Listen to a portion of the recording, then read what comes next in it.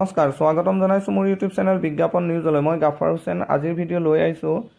Board of secondary এডুকেশ্যনে এখন notification জাৰি কৰিছে যে HSLC কম্পাৰ্টমেণ্টেল এক্সামিনেশ্যন 2023ৰ ওপৰত যিসকল ছাত্ৰ ছাত্ৰী মেট্ৰিক পৰীক্ষাত 2টা 3টা আৰু 1টা ছাবজেক্টত বেয়া হৈছিল তেওঁলোকৰ বাবে এইটো এটা সুবৰ্ণ সুযোগৰ নটিফিকেশ্যন জাৰি কৰিছে। তাৰ ওপৰত এই ভিডিঅ'টি যদি আপুনি মোৰ ভিডিঅ'টি চাই আছে আৰু পছন্দ কৰিছে তেন্তে ভিডিঅ'টি লাইক কৰিব আৰু চেনেলটি ছাবস্ক্ৰাইব কৰিব, কিয়নো মোৰ চেনেলত সকলো ধৰণৰ এডমিশ্যন বিজ্ঞাপন আৰু এডমিট স্কলাৰশ্বিপ সম্বন্ধে ভিডিঅ' দি থকা হয়।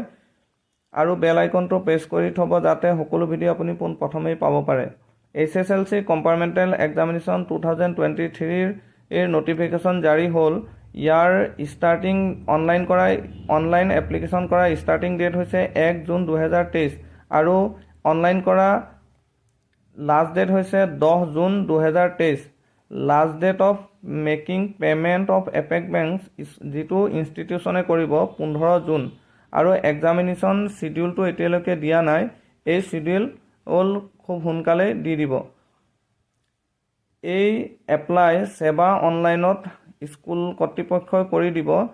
স্কুল কৰ্তৃপক্ষৰ লগত যোগাযোগ কৰিলেই হ'ল। আৰু যিসকল ছাত্ৰ ছাত্ৰীয়ে 1টা বা 2টা বা 3টা ছাবজেক্টলৈকে গাইডলাইন দিয়া আছে সেই গাইডলাইন মতে ফ'ল' কৰি তেওঁলোকে যদি কম্পাৰ্টমেণ্টেল পৰীক্ষা দিবৰ যোগ্য হয় তেন্তে কম্পাৰ্টমেণ্টেল পৰীক্ষা দিব পাৰিব। ইয়াৰ নিয়মসমূহ হৈছে যিসমূহ ছাত্ৰ ছাত্ৰী HSLC 2023 বৰ্ষত ফেইল কৰিছে, মেক্সিমাম 3টাত যদি ফেইল কৰিছে আৰু 170 মাৰ্কছ পাইছে বা তাতকৈ ওপৰত পাইছে, 170ৰ তলৰ হ'লে নহ'ব, তেওঁলোকে এই কম্পাৰ্টমেণ্টেল এক্সাম দিব পাৰিব। আৰু তেওঁলোকৰ কাৰণে একমাত্ৰ ছিংগুল চান্স বুলি কোৱা হৈছে, ছিংগুল চান্স হিচাপে তেওঁলোকে দিব পাৰিব আৰু তেওঁলোকে 30% পাব লাগিব।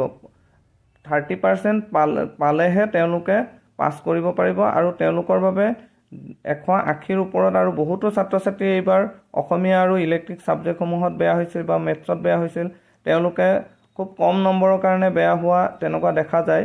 তেওঁলোকৰ বাবে এটি সুযোগ আছে। তেওঁলোকে এই বছৰতে এইবাৰ পাছ কৰা সকলৰ লগতে আকৌ এডমিশ্যন বা কলেজত যাব পাৰিব, হাই ছেকেণ্ডেৰীত যাব পাৰিব। তেওঁলোকে পৰীক্ষাটি ভালদৰে দি, হয়তো জুলাই মাহত পৰীক্ষাটো হ'ব, তেওঁলোকে পৰীক্ষাটো ভালদৰে দি তেওঁলোকৰ বাবে চান্স এটা আহিছে। এই চান্স তেওঁলোকে যেন নেহেৰুৱায় আৰু তেওঁলোকে স্কুল কৰ্তৃপক্ষত গৈ লগ ধৰি তেওঁলোকে এপ্লাই কৰি লয় যেন। ইয়াত এটা নিয়ম এইটো এটা দিয়া হৈছে যে তেওঁলোকে স্কুল কৰ্তৃপক্ষক গৈ তেওঁলোকৰ 3টাৰ পৰা যিকোনো 1টা বা 2টা বা 3টাত 170ৰ ওপৰত পোৱা ছাত্ৰ ছাত্ৰীসকলে এপ্লাই কৰিব পাৰিব বুলি দিয়া হৈছে। আৰু তেওঁলোকে গৈ এপ্লাই কৰিব পাৰিব আৰু তেওঁলোকে পাৰ পেপাৰত 350 টকাকৈ দিব লাগিব আৰু তেওঁলোকে চেণ্টাৰ ফিজ 150 টকাকৈ দিব লাগিব। যদি কোনোবাই 3টা পেপাৰতে দিয়ে তেন্তে হ'লে 1050 টকা হ'ব আৰু 2টা পেপাৰত দিলে 700 টকা ভৰিব লাগিব আৰু চেণ্টাৰ ফিজ এক্সট্ৰাকৈ দিব লাগিব। তেওঁলোকে তেওঁলোকৰ স্কুল কৰ্তৃপক্ষক গৈ তেওঁলোকে তেওঁলোকৰ সময়ৰ আগে আগে অনলাইন কৰিবৰ বাবে তেওঁলোকক কোৱা হ'ল। ধন্যবাদ মোৰ ভিডিঅ'টি চোৱাৰ বাবে। আৰু যিসকল ছাত্ৰ ছাত্ৰী বা তোমালোকৰ বন্ধু বান্ধৱীসকলে গম পোৱা নাই নটিফিকেশ্যনখনৰ বিষয়ে তেওঁলোকক তোমালোকে শ্বেয়াৰ কৰি দিবা। ধন্যবাদ মোৰ ভিডিঅ'টি চোৱাৰ বাবে।